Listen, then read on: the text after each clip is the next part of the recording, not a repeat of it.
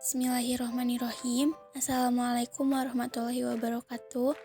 Perkenalkan, saya Triana Novianti, NPM 102210151 dari kelas C2 Akuntansi. Di tugas kali ini yaitu untuk memenuhi evaluasi tengah semester Pendidikan Agama 2. Ma'rifatur Rasul. Pertama, hajatul insan ila Rasul. Setiap manusia diciptakan oleh Allah Subhanahu wa Ta'ala dengan fitrah, di mana manusia bersih, suci, dan mempunyai kecenderungan yang baik dan ke arah positif, yaitu ke arah Islam. Fitrah manusia diantaranya adalah mengakui kewujudan Allah sebagai pencipta, keinginan untuk beribadah, dan menghendaki kehidupan yang teratur. Syarat dan kaidahnya: pertama, al-insan, manusia adalah ciptaan Allah Subhanahu wa Ta'ala yang diberikan banyak kelebihan dan keutamaan dibanding dengan makhluk Allah lainnya. Konsep manusia terdiri atas 3 kategori, yaitu al-insan, al-ins, unas, al-nas, an-nasi, dan insi. Kedua, al-bashar, dan ketiga, bani Adam dan sumiat Adam. Yang kedua, fitrah. Fitrah yang ada pada manusia dapat menilai baik buruk tingkah laku masyarakat ataupun dirinya. Ini disebabkan karena fitrah dimiliki oleh manusia semenjak ia lahir, baik dilahirkan oleh ibu bapak kafir ataupun jahiliyah. Seluruh manusia ini diciptakan awalnya sebelum dia lahir telah dibaiat atau ikrar sebelum diturunkan ke bumi bahwa dirinya akan menghambakan diri pada Allah Subhanahu wa Ta'ala. Tapi kenapa ada manusia setelah diturunkan, ada yang mukmin, ada yang kafir? Itu karena manusia diberikan akal dan hawa nafsu. Karena adanya itu, manusia berpikir dengan kehendaknya sendiri, yang dibina dari lingkungan dan trauma orang tuanya yang mendidiknya dari awal. Kesaksian manusia terhadap Tuhannya. Pertama, wujudul khaliq. Kewujudan pencipta merupakan sesuatu yang tak dapat diingkari. Manusia pada dasarnya mengakui perkara ini. Allah sebagai pencipta di dalam Al-Quran diakui oleh orang kafir sekalipun. Perjanjian manusia ketika di dalam rahim ibunya juga menyatakan bahwa alastu birabbikum qalu bala syahidna. Artinya, bukankah kau demi Tuhan berkata tanpa kesaksian kami? Inilah perjanjian ruh dengan Allah dengan mengatakan, demi Tuhan, Allah Subhanahu wa Ta'ala Sang Maha Pencipta. Yang kedua, ibadatul khaliq. Manusia secara umum mendapat perintah dari Allah Subhanahu wa Ta'ala untuk mengabdi kepadanya. Pengabdian kepada Allah adalah sebagai hasil dan akibat dari pengakuan kita kepada Allah sebagai pencipta. Mengakui pencipta berarti mengakui apa yang disampaikannya, menerima arahannya, menjalankan undang-undangnya, dan sebagainya.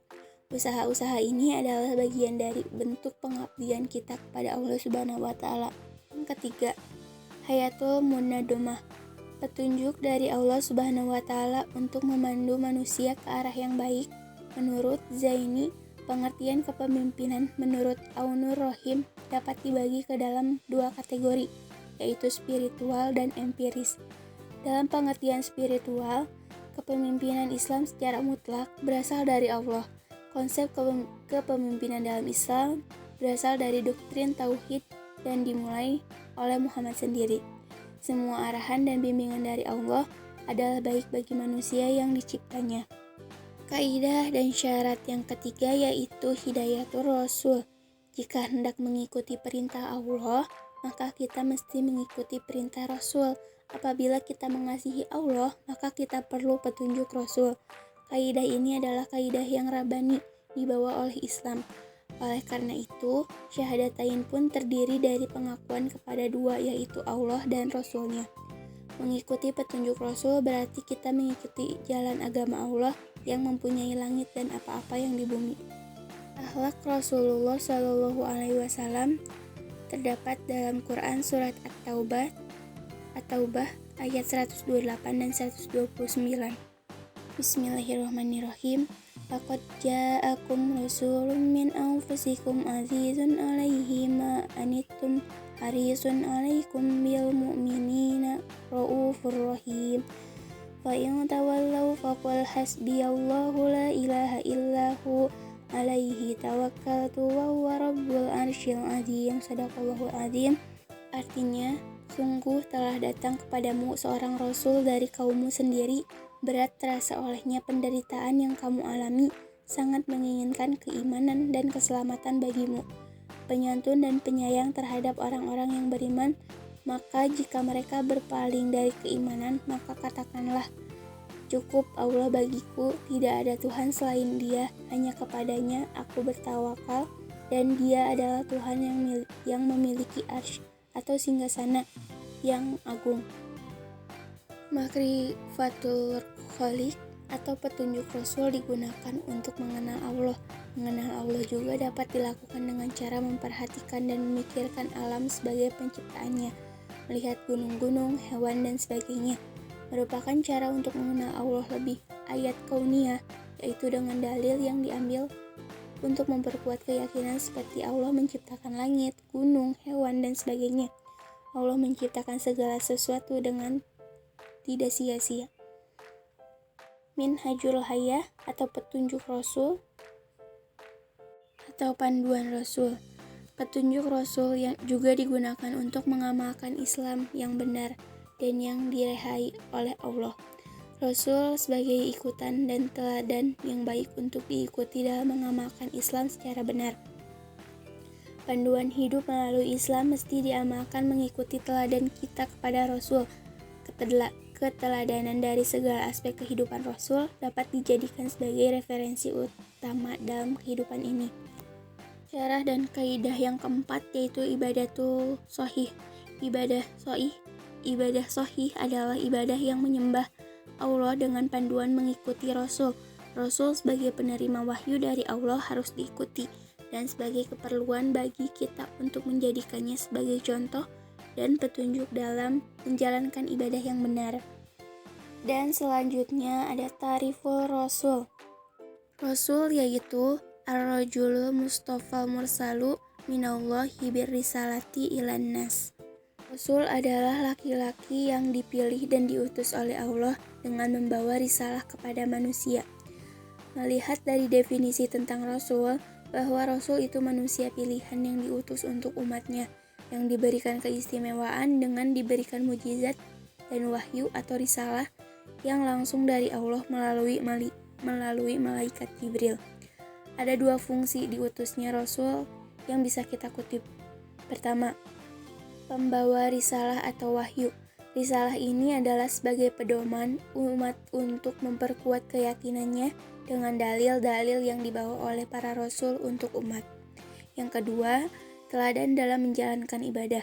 Rasul itu dijadikan suri tauladan untuk umatnya, seperti yang telah kita ketahui bahwa pemimpin yang baik menghasilkan umat yang baik.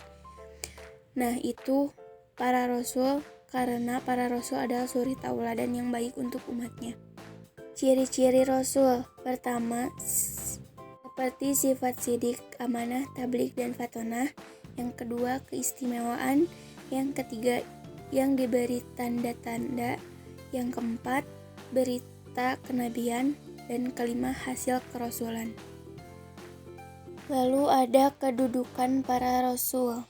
Pertama, hamba di antara hamba-hamba Allah. Yang pertama ada manusia, kedua keturunan, ketiga fisik, dan keempat sejarah kenabian. Kedudukan Rasul yang kedua yaitu sunnah, hukum-hukum ilmu fikih atau ilmu tata cara ibadah. Bismillahirrahmanirrahim. Wa ma arsalna mir rasulin illa liyuta'a biiznillah. Walau annahum idzalamu anfusahum ja'uka fastaghfarullaha wastaghfaralahumur rasul lawjadullaha tawwabar rahima. Artinya, dan kami tidak mengutus seorang rasul melainkan untuk ditaati dengan izin Allah. Dan sungguh, sekiranya mereka setelah menzalimi dirinya datang kepadamu, lalu memohon ampunan kepada Allah, dan Rasul pun memohonkan ampunan untuk mereka, niscaya mereka mendapati Allah Maha Penerima Tobat, Maha Penyayang. Quran Surat An-Nisa ayat 64. Kedudukan Rasul yang ketiga, yaitu Rasul di antara para Rasul, yaitu menyampaikan risalah wahyu, menunaikan amanah, pemimpin umat, dan memberitakan kenabian. Ma'rifatul Rasul yang keempat, yaitu ada sifat-sifat para Rasul. Yang pertama, kemanusiaan seutuhnya atau sifat kemanusiaan. Sifat atau kebiasaan Rasul juga sama seperti manusia lain, makan, minum, tidur, dan lain-lain. Namun cara makan kita berbeda dengan Rasul, jauh berbeda. Rasul makan tidak pernah berlebihan, minum secukupnya, tidur pun selalu dengan memegang asma Allah dalam hatinya. Tapi kita sering berlebihan, bahkan sampai mubazir, minum sampai kembung, tidur sampai bangun kesiangan. Yang kedua, terpelihara dari kesalahan dan dosa. Yang ketiga, jujur atau benar dari setiap apa yang disampaikannya. Yang keempat, dapat dipercaya dari semua yang dikabarkan. Yang kelima, cerdas dalam segala hal. Yang keenam, menyampaikan risalah atau wahyu. Dan yang ketujuh, komitmen yang sempurna terhadap kebenaran. Ma'rifatul Rasul yang terakhir yaitu wazifatul Rasul, artinya tugas-tugas Rasul. Yang pertama ada hamalul risalati dakwah, artinya mengusung risalah dakwah. Rasulullah Shallallahu Alaihi Wasallam melakukan aktivitas dakwah agar umat manusia dapat mengenal Sang Pencipta, tahu cara beribadah, mempelajari pedoman hidup, dan membina kepada umat, yakni berupa pengarahan dan nasihat, sehingga ilmu, iman, dan amal mereka tumbuh berkembang. Yang kedua ada iqomatu dinillah, artinya menegakkan agama Allah. Rasulullah melakukan iqomatu dinillah, tujuannya untuk menegakkan khilafah, membentuk kadar, panduan dakwah, aplikasi risalah. Akhirul kalam, saya menyadari bahwa dalam pembuatan video ini, dalam menyampaikan materi ini masih jauh dari kata sempurna. Karena itu, saya mengharapkan saran dan kritik konstruktif demi perbaikan video dan materi yang akan mendatang. Harapan saya semoga video yang saya buat bermanfaat dan memenuhi harapan berbagai pihak. Amin. Wassalamualaikum warahmatullahi wabarakatuh.